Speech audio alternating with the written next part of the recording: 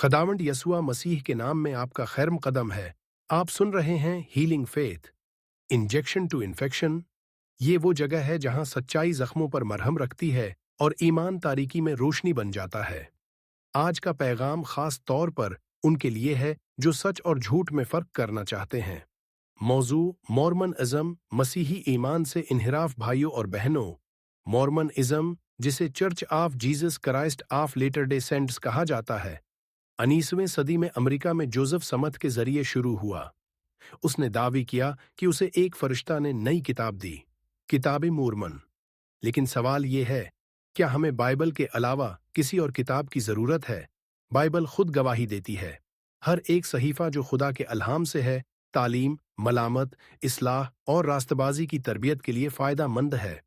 2 तीमुथीस 3:16।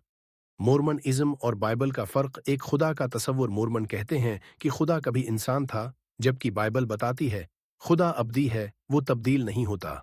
मलाकी 3:6। खुदा की ज़ात पाक, अज़ली और कामिल है।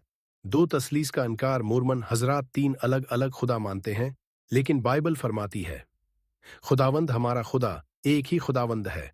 इस्तिस्ना 6:4।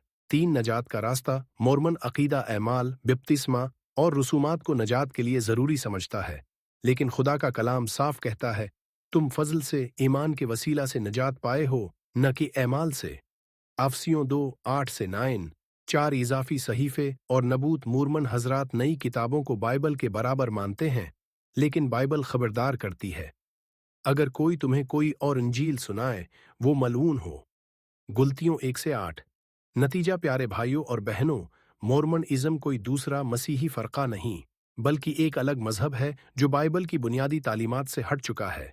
यसुआ ने फरमाया, मैं ही राह, हक और जिंदगी हूँ। यूहन्ना 14:6। आइए हम इसी राह पर कायम रहें, बाइबल की सच्चाई पर, यसुआ की कुर्बानी पर और उस फजल पर जो हमें मुफ्त मिला। उख्तितामी पैगाम। अगर आज का ये पैगाम आपके दिल को छू गया, अगर सच्चाई ने आपके ईमान को ताज़ा किया, तो हमें दुआ में याद रखें और please like, share and subscribe, ताकि ये सच्चाई और भी दिलों तक पहुंचे।